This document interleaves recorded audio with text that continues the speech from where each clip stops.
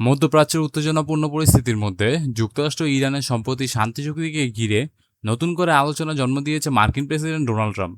তিনি ইরানকে একটি কঠোর ও চূড়ান্ত বার্তা দিয়ে স্পষ্ট জানিয়েছে, শান্তি চুক্তির কোনো শর্ত লঙ্ঘন করা হলে ওয়াশিংটন প্রয়োজনীয় যে কোনো ব্যবস্থা নিতে পিছপা হবে না। সোমবার হোয়াইট হাউসে সাংবাদিকের সঙ্গে আলাপকালে ট্রাম্প বলেন, ইরান যদি চুক্তি অনুযায়ী না চলে অথবা ঠিকঠাক আচরণ না করে তাহলে যা করার প্রয়োজন হবে আমি তাই করব। তার এই বক্তব্য আন্তর্জাতিক কূটনৈতিক মহলে ব্যাপক আলোচনা সৃষ্টি করেছে। বিশ্লেষকদের মতে ট্রাম্পের এই মন্তব্য থেকে স্পষ্টভাবে বোঝা যায় যে যুক্তরাষ্ট্র চুক্তির বাস্তবায়ন নিয়ে অত্যন্ত সতর্ক অবস্থান রয়েছে এবং তেহরানের প্রতিটি পদক্ষেপ নিবিড়ভাবে পর্যবেক্ষণ করছে। উল্লেখ্য, গত সপ্তাহে মার্কিন প্রেসিডেন্ট ডোনাল্ড ট্রাম্প এবং ইরানের নবনির্বাচিত প্রেসিডেন্ট তিনিও একটি অন্তর্বর্তীকালে শান্তি চুক্তিতে স্বাক্ষর করেন। দীর্ঘ সংঘাত ও সামরিক উত্তেজনার পর এই চুক্তিকে অনেকে মধ্যপ্রাচ্যে শান্তি প্রতিষ্ঠার একটি গুরুত্বপূর্ণ পদক্ষেপ হিসেবে দেখেছেন। তবে এই চুক্তির পেছনে রয়েছে রক্তক্ষয়ী সংঘাতের দীর্ঘ ইতিহাস।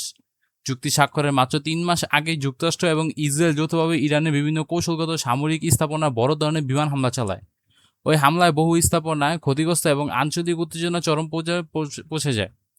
এই জবাবে ইরানে পাল্টা ব্যবস্থা গ্রহণ করে। তেহরান ইসরায়েল ও পারস্য উপসাগরীয় অঞ্চলে অবস্থিত কয়েকটি মার্কিন সামরিক ঘাঁটি দিক থেকে ক্ষেপণাস্ত্র ড্রোন হামলা চালায়, ফলে পুরো মধ্যপ্রাচ্যে নতুন করে একটি বড় যুদ্ধের আশঙ্কা পড়ে যায়।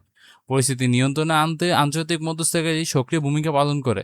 দীর্ঘ আলোচনা ও কূটনৈতিক তৎপরতার পর শেষে পর্যন্ত দুই পক্ষের মধ্যে এই শান্তি চুক্তি সম্পন্ন হয়। এদিকে সাংবাদিকের সামনে ট্রাম্প একটি আরও গুরুত্বপূর্ণ বিষয় তুলে ধরেন। তিনি দাবি করেন, ইরানের জন্য অবমুক্ত করা অর্থের ব্যবহার সম্পর্কে চুক্তিতে স্পষ্ট শর্ত রয়েছে। তার ভাষ্যমতে নিষেধাজ্ঞা শিথিল করে যে অর্থ ইরানে দেওয়া হচ্ছে তা মূলত কৃষিজাত খাদ্য সামগ্রী থেকে কেনার জন্য ব্যবহার করার কথা। ট্রাম্প বলেন, ওই অর্থ শেষ পর্যন্ত খাদ্য কেনার মাধ্যমে আবার ফিরে আসবে।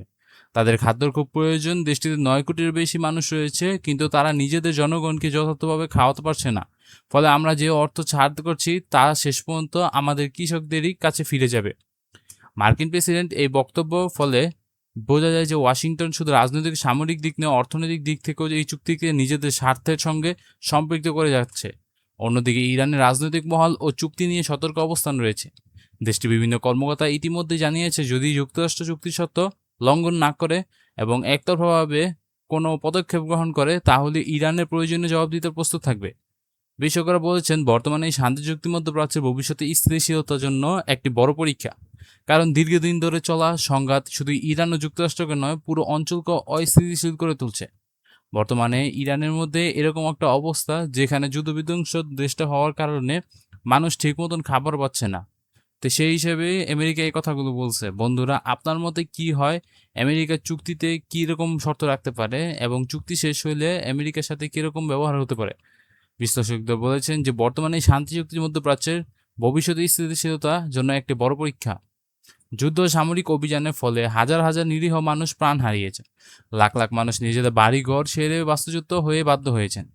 বিশেষ করে লেবানন, সিরিয়া ও গাজা অঞ্চলে মানবিক পরিস্থিতি নিয়ে আন্তর্জাতিক মহলে গভীর উদ্বেগ রয়েছে।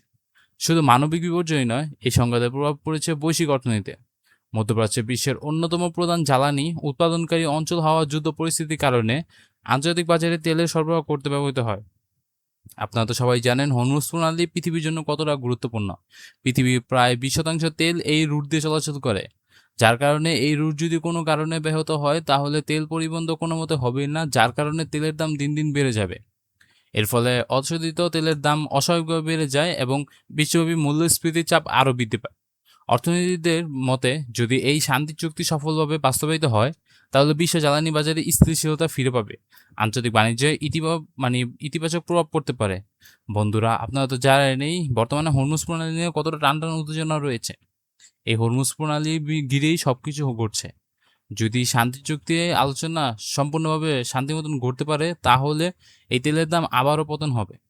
তবে প্রশ্ন থেকে যাচ্ছে, এই চুক্তি কতদিন কার্যকর থাকবে? উভয় পক্ষ কি সত্যি নিজেদের প্রতিশ্রুতি রক্ষা করবে, নাকি আবারও নতুন করে উত্তেজনা মধ্যপ্রাচ্যকে অস্থিতিশীল করে তুলবে? বন্ধুরা, আপনারা জানাতে পারেন এই বিষয় নিয়ে কমেন্টে জানাতে পারেন আপনাদের মন্তব্য। এই ছিল ভিডিওটি। এখন বিশ্বের নজর ওয়াশিংটন এবং তেহরানের দিকে, কারণ দুই দেশের সম্পর্ক ভবিষ্যৎ শুধু মধ্যপ্রাচ্যে নয় বরং বৈশ্বিক রাজনীতি ও অর্থনীতির ওপর গুরুত্বপূর্ণ প্রভাব ফেলে। আজকের মতো এখানেই শেষ করছি। দেখা হবে নতুন কোনো আন্তর্জাতিক ভিডিওতে অথবা নতুন কোনো এক সংবাদ ভিডিওতে। সে পর্যন্ত ভালো থাকবেন। Take care. আল্লাহ হাফেজ।